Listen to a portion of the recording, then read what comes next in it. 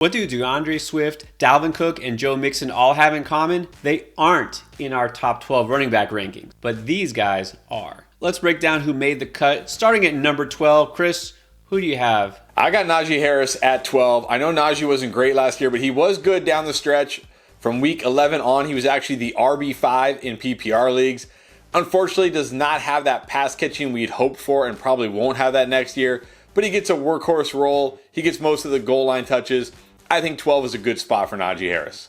I'll tell you, a lot of people are going to be sleeping on Najee. He finished strong. Steelers should be better. And actually, I'm going to have him a little bit higher.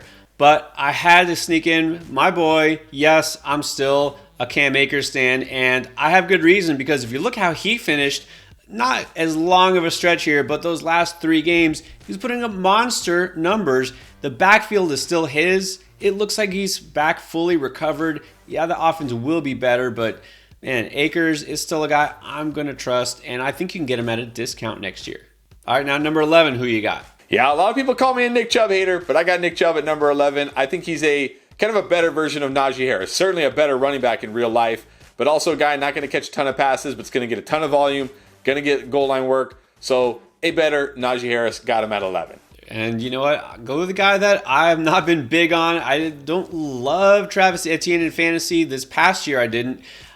It's not that I really am going to go crazy for him next year. I don't really want him as my RB1, but I still think he can put up RB1 numbers, especially if they throw it to him more. The offense is improving, so I think he deserves a spot here, especially if they go to him more in the red zone.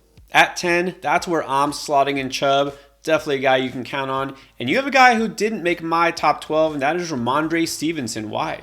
I like Ramondre. I think Damian Harris leaves in free agency. Ramondre caught a ton of passes last year. I think even if the Patriots do something at running back, whether it's draft a running back or sign somebody, it'll still be Ramondre's backfield. He showed out last year. He looked good with that pass catching.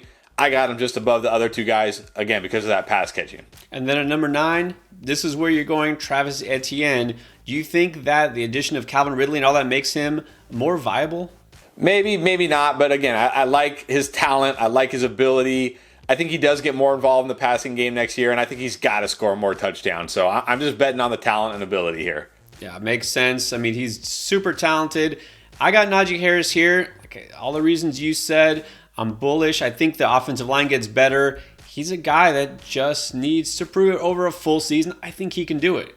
At number 8, we're both going Josh Jacobs. Was an absolute stud last year. You think he stays with the Raiders, though? I do. He played great for them last year. I think they work it out. I think he stays, and he's a Raider. We know he's going to get every touch there in that backfield. He's going to catch passes. Doesn't matter who the quarterback is. Touchdown upside like Josh Jacobs. Yeah, my only concern is, some of these running backs, after they get paid, not quite as effective, but, I mean, he's just shown that he can be a workhorse. You can't drop him any lower than this. And at number 7, we both go Kenny Walker, guy who I think will be drafted even higher than this by in a lot of leagues. Yeah, he's got the talent. He's got the ability. My only concern is that pass catching. Never going to be a guy that's going to catch 40, 50 passes, but home run ability, big play ability, 100-yard and a touchdown waiting to happen every single week. I think this is about as high as I can go for him. Yeah, I don't think he has the ceiling to be a top 5 overall running back, but man, his floor really can't be much lower than this because he doesn't need the volume, but he still gets it anyways. I love Walker. Next 2 picks, we're going to see the same player swapped. You're going with Derrick Henry. Tell me why you still trust him as a top 6 running back. I mean, at this point, you have to. He's going to go until the wheels fall off, and who knows when that is. Again, kind of like Kenneth Walker, though. Not going to catch a ton of passes, although he did get a little more involved last year, but elite volume, touchdown upside, multiple touchdown upside really every single week. This is as much as I can fade Derrick Henry this year. And you know what? The fact that we still have no idea what Tennessee's doing at quarterback, that just makes it all the more obvious. Derrick Henry is their offense. You cannot put him any lower. In fact, I have him 1 spot higher, but I'm putting Bijan Robinson. I know I'll probably come around. I'm always a little too conservative with rookies before they're drafted. He'll probably be higher up by the time draft day comes. But right now, I'm going to kind of tentatively slot him here at 6.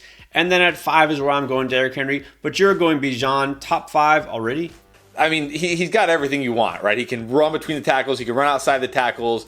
elite speed, elite pass catching ability. He can pass protect. He's going to be on the field almost every snap.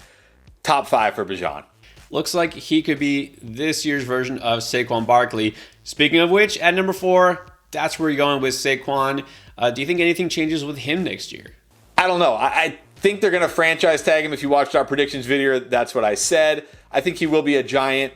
My worry with Saquon Barkley is he's coming off a season where he just had a ton of touches, and he's going to get paid. Do we see a slightly worse Saquon Barkley next year? Still a very good Saquon Barkley, but just a little bit worse. Still got him in the top 5 at number 4. I like Barkley. I'm still holding out for him. You'll see him in my list a little later. I'm going to put JT here. I'd love to say Jonathan Taylor could go back to being number 1 or 2 running back. I need to see something first, some proof that this Colts offense isn't going to be horrible. So I think 4 is a good spot for him. I'm not going to get tricked into taking him number 1 or even 2 overall again. At number 3, you're going JT. I mean, that's not a big difference here, but do you think he has the ceiling to be the number 1 running back?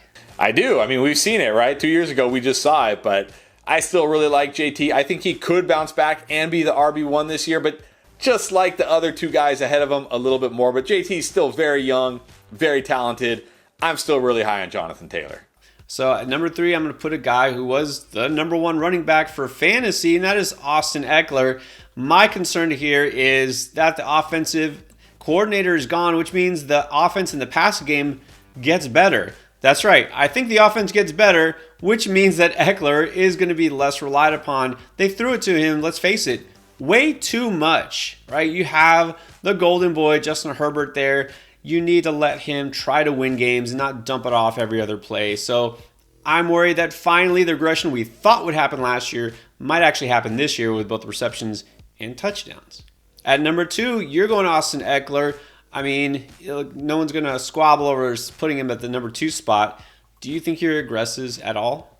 I mean, I thought he would regress last year, and he didn't. So kind of like Derrick Henry, I'm just going to ride it until he doesn't. I am a little nervous about the pass catching, like you said, with the new OC there, but I think he's talented enough. Unless they go out and add a running back in free agency or the draft to take pressure off him, I'm all over Austin Eckler this year. And that is a legit concern too. Maybe they do add somebody who actually does take some more carries away. We'll see. And number 2, I still like Saquon Barkley. I still think he's the most talented running back out there outside of maybe the guy we're about to talk about. And so he's still going to get the opportunity, assuming he stays in New York. I'm going with him number 2 for the time being. And no surprise right now, number 1, we're both going with CMC. I mean, a full season, this 49ers offense, not just number 1 running back. Do you think he's a legit play for the number 1 overall pick in fantasy? I do, if he can stay healthy. That's always the thing with Christian McCaffrey. It's no doubt about the talent, no doubt about the usage, the offense. Everything is there for him. Can he stay healthy? We even saw it last year. He played in the games, but we saw games where they kind of babied his snap count. They kind of protected him. Always seems to be kind of banged up. Getting close to that 1,500 touch mark, which is typically the kiss of death for running backs. But if he plays all 17 games, he should smash in this offense. He's going to get a ton of touches. You know the talent is there. You know this system just generates fancy points for whoever's in the backfield. So CMC, definitely number 1 for both of us. If you want to see more great content like this, check out our playlist right here.